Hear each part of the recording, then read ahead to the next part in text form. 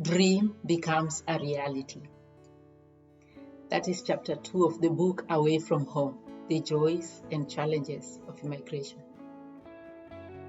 Today we continue conversation with Timothy.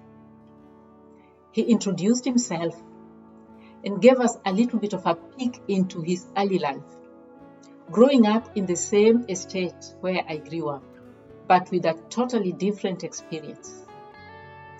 We get to continue the story, to be able to witness as we listen to Timothy narrate the story, the goodness of God, and where life has led him, where he is now and what he is doing.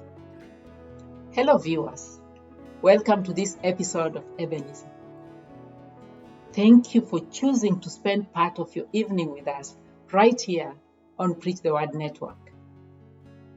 We are grateful that you make this network and this show part of your weekly routine. We get an opportunity to continue the story, get to know more about Timothy.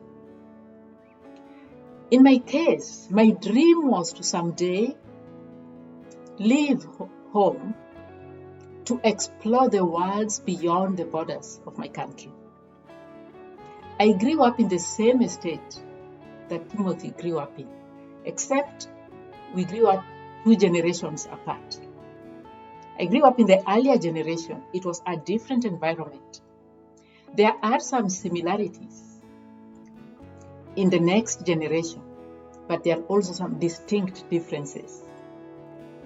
The one thing, as much as I was excited to live with my family and go explore the worlds beyond, find opportunities outside of our country of origin, attempt this path of immigration, and continue to live and thrive, there was that feeling of sadness of leaving extended family behind, of imagining the new life without the immediacy and the social support of the extended family. And so there was those who, as we bid them goodbye, Timothy's mother and father and his older sister were among those who saw us off at the airport, went to the waving bay. As we waved them goodbye, we are leaving to a place we are yet to know. So there was sadness both ways. We are leaving now, that's my family.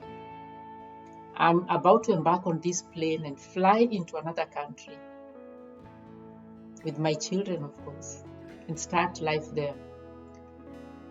What was it like for those who stayed behind? What was it like when now communication was only by letters every now and then? My famous Ebenezer newsletters. We will find out. Timothy is back to continue the story.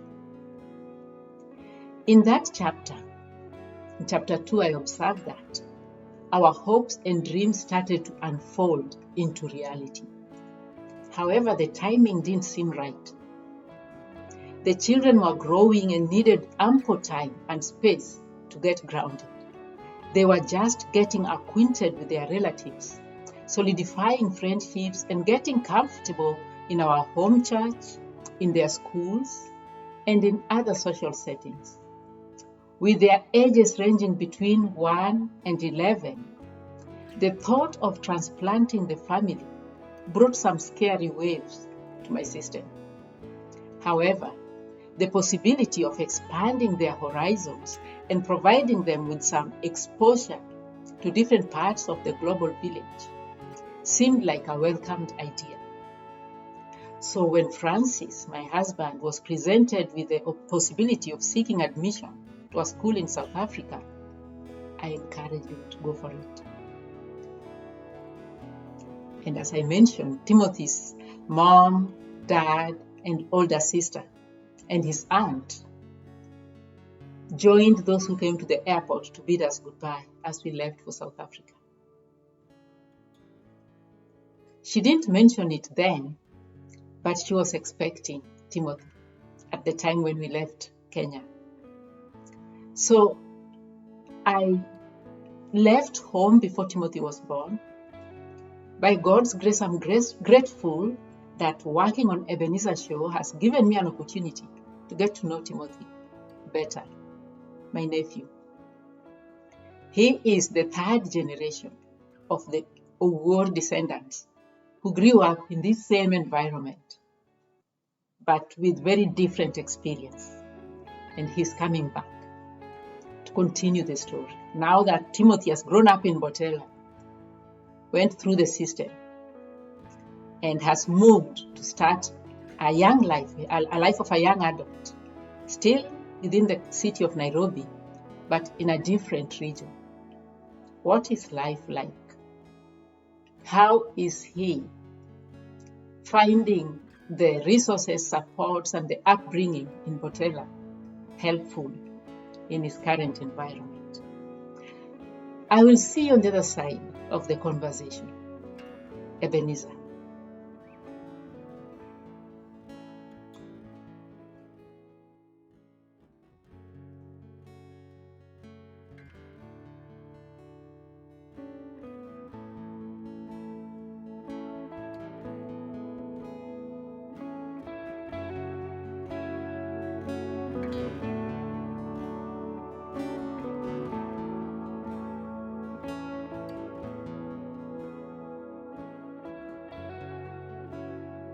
Now, by this time, we know Tim very well. Timothy, my nephew, he does not need any introduction. So grateful that it's almost, or maybe past bedtime in Kenya right now, but Tim availed himself, set aside time, and came to continue the story. Timothy, you're talking about, you gave us an Ebenezer moment that is both for you as an individual and your family. And we are so grateful we have a little bit of knowledge of your father, Bishop Ogot. Now, Tell us something, summarize a little bit of your early life, only to tell us something about Eastlands. What is it like in Eastlands part of Nairobi? And then you'll tell us where you are right now. Well, you already know me, so I'll jump right into the question. A summary of Eastlands, it's like living in both poles of the earth. You can end up a very successful guy from Eastlands, and we have testimonials from people who have actually done that. Mm-hmm. Or you can end up, a very deranged human mentally, and get into some bad stuff in Eastlands. So it's usually a personal decision. That's what I can say.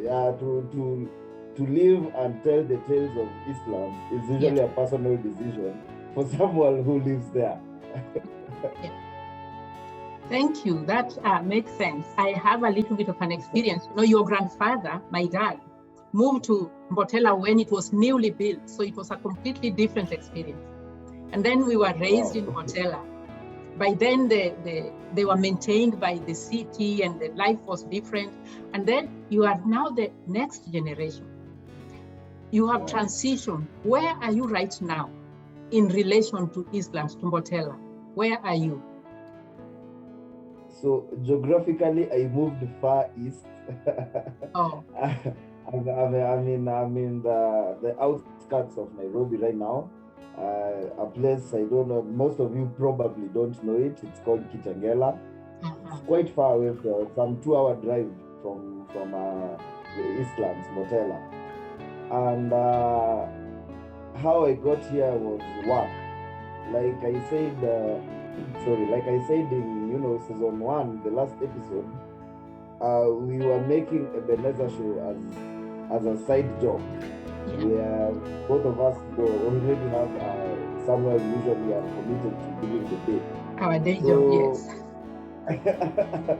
So Kitengela, what brought me here was my day job. I am a sales manager. I sell machines at a shop. So you can get the transition also from being the timid kid to now having to interact with close to 200 people in a day. How do you do that? I just talk too much. So right now I started as just a web designer for the guys, and they saw that I have some good strategies that can help them in their sales department. So that's when they involved me in that area, and yeah, I've been with them. This is my second year in Kitengela now. Wow. Thank you. I'm glad that you make time with your day job. You have your day job, but you also have your side gig. You also have some things you do where you are almost self-employed. Tell us about your projects, those that sometimes the day job is good for earning a living, for paying the bills, but there is something that you're passionate about, that you're good at. So tell us something about what you do in between your day job and your other responsibilities. Yeah, so when Timothy Ogot is not selling machines, Timothy Ogot is a photographer. So I'm a photographer professionally. I usually do small events. I don't have the capacity yet to take up big projects. So birthdays, graduation parties, memorials, requiem, you name it. So all these small events, I usually do photography, and because of the film side of it, that's also another thing I do. Now, when I was thrown into the deep end with the sales manager shop, I realized that I'm also good at making advertisements. So yeah, I usually do that too. And something I'm really passionate about ever since my growing up was software development. So that's what actually took me to school. And I remember, like I said, playing video games and seeing my dad work on his computer, and he was also a programmer. So that kind of life was something I really loved. So even in high school, that's what I was doing. I scooped a few awards for it. Got into campus. Now decided to specialize in computer science, and yeah, that's usually what keeps me keeps me awake when I'm not on my day job. And I hope it leaves you enough time to rest, to recuperate, and to be ready for your day jobs. Well, rest is underrated. Yeah. Yeah. We will rest in the afterlife. Yeah, in the life that comes after. Timothy, it has been a great privilege to work with you. I mentioned earlier on that when I left, actually, your mom, your sister, your dad, and your mom's sister, were among the people who saw us off to the airport to bid us goodbye. It was a sad thing. It was an exciting thing. We're about to go to another country as immigrants, but see who we are leaving. We are leaving family behind. At the time you are not yet here, you are born after I left. I thank God that now you are a young adult. That shows how long I've been living away from home. Yeah.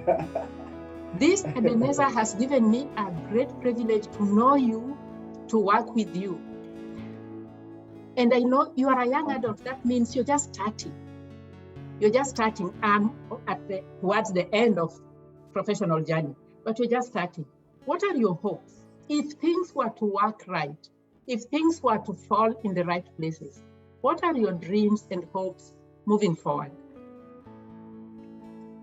Personally, I forever want to live around computers and keyboards. If the stars align, I like a future where I'm just doing film and doing graphics. That's my field. I usually like exploring my imagination. You see, software development is more of bringing into life what you can picture in your head. So it's actually a matter of all the arts, whether it's performing arts or the graphics, the art, the drawing, like us. So that's usually my description of a perfect life. If I was to create something that I would feel comfortable in, create a world that I would feel comfortable in, it would probably be a world full of keyboards. Yeah. So those are my aspirations personally. In life, I'd like to live in a society where everyone is at peace with the outcomes that usually, from every event. The agony that comes from, grinding and grueling on how events took place, it's usually so tormenting, and it usually takes up so much time and space. So I would my kind of peace is when the whole society accepts the outcomes of a certain event, without really questioning the relevance. Yeah. It will be nice when that happens, but in your profession, people who can sometimes imagine a better life or an alternate life and bring it into film. You allow people to dream. When people watch those movies, it's like telling stories. People can dream of a different life. I start the book Away from Home saying, from a dream, from a hope to a dream, dreaming of a different life. I thank God that the path and the steps you took in life, and where, without even knowing or planning it, where life brought me in 2021, made it possible for our paths to crisscross, so that I became a beneficiary of your skill, of your resource, of your knowledge. And I also became a beneficiary of your opportunities. We don't know what more is in store, but I have a feeling, like I mentioned, I'm towards the end of the profession, you are at the beginning. But by God's grace, whatever little time is left, I'm hoping there can be more opportunities to work together. Yeah, definitely. That's my wish too. That's my prayer. And I have learned, you think that when we were growing up, we thought that because our parents were not as educated, that we were helping them. And we thought that we are the generation who will not need our children to help us. But no, the next generation is always has more to offer. So I'm glad that we have collaborated intergeneration. I, the older generation, you, the younger generation, and together we have worked and brought Ebenezer to life. And I'm also humbled to actually have worked with you, because like you said, the Ebenezer Show has given us an opportunity, the two of us, to get to know each other, get to understand each other in a different light. Yeah. And it's quite an interesting thing. And you, Timothy, you said it right. You stay in the background, you observe, you're quiet. If it was not for Ebenezer, even when I come for vacations, the chances of just sitting and interacting, but I know would have had that chance. Very soon, I'm hoping that we can record something live in person and just bring it to Ebenezer. Yeah. I was actually hoping, why not for, the fuss around the opening of, interactions after the pandemic, that flights were a bit messed up. I was actually hoping that there would be a few episodes that I would have actually prepared a whole set for that was the plan. Cameras, lights, and the whole shebang. That was the plan, and we are not giving up that hope. It might happen. For now, there was a mess up with my first leg of the flight, but we hope before we finish this season that we can have some live, so we can experience your skill to the full. Yeah. Thank you, Timothy. Thank you. Welcome. Good night. Good night.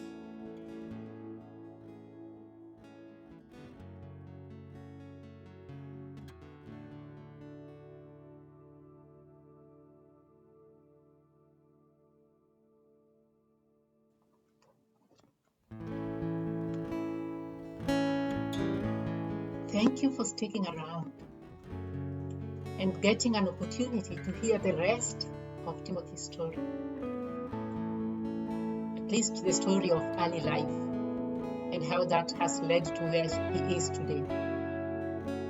It is great when we can get to know and experience from the eyes of people what life is like in other geographic regions. Yes, we can learn about those regions in school or in the news, but to know exactly what life is like, it takes one who has experienced life in those regions. I grew up in Eastlands, Botella, with the dream and hopes of one day living and experiencing worlds beyond. But even without living and going to different parts of the world, we have the privilege of knowing about and experiencing other parts of the world through different media. And today it was a privilege to have Timothy share his experience, share his love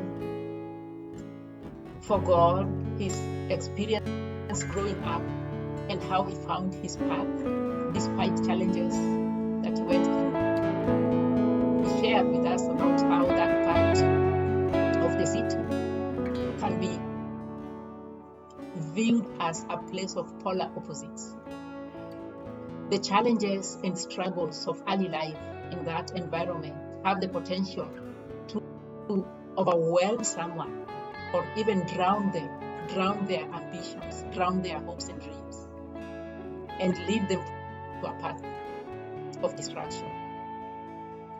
But the polar side is that the challenges and struggles of life in the inner city, Islam, has the potential to inspire someone to give them an inner drive to want to do better, to uplift their own lives and uplift the lives of those around them. And somehow, given the world has become a global village and the potential to connect virtually and work internationally, remotely, we have the privilege of working with Timothy as he edits the videos to put together episodes for this show. It's both a great privilege to be able to work that way, but it's also like a second chance for me. Timothy was born after I left home. And in this day and age, even after we leave home, we have the privilege of connecting in many different ways with family back at home. When we first left, our point of connection was those newsletters after a period of time, and then a few letters to individuals to give specific information as they happen. But the opportunity to work remotely on the same project, on Ebenezer Show, with my nephew, and get a chance to get to know him better. I'm grateful to God. I'm grateful to God for that opportunity, and that we had an opportunity to hear his story. God works in our lives in ways that sometimes are beyond us, but connects us so that people with different resources and skills and talent and knowledge can be a blessing to others, immediate where they live, but also far off, connected through technology. As Timothy has shared his testimony with us, his story with us, and what influenced his decision to embrace faith, I hope that his story can inspire you to consider embracing faith if you haven't yet.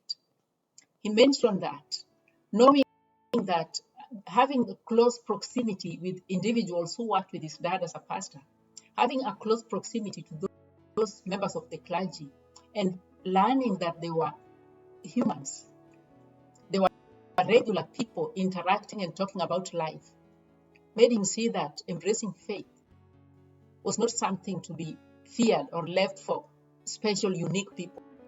It was for everyone and anyone who embraces it.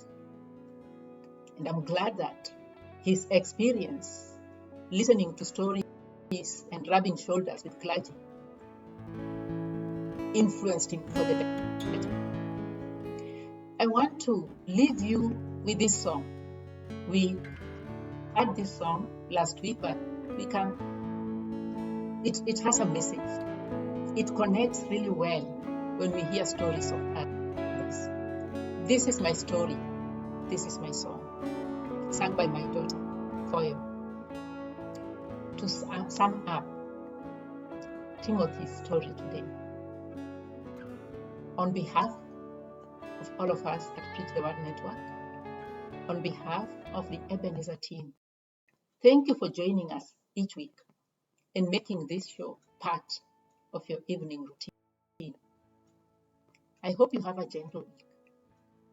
And I hope you identify with the words of this hymn sung by Pastor Foya Juma.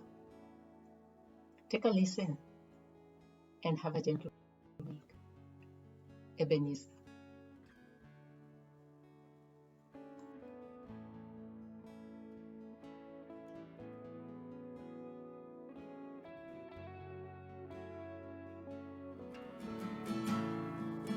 Perfect submission, all is at rest. I in my Savior, I'm happy and blessed, watching and waiting, looking above, filled with His goodness, lost in His love. Lord, this is my song. This is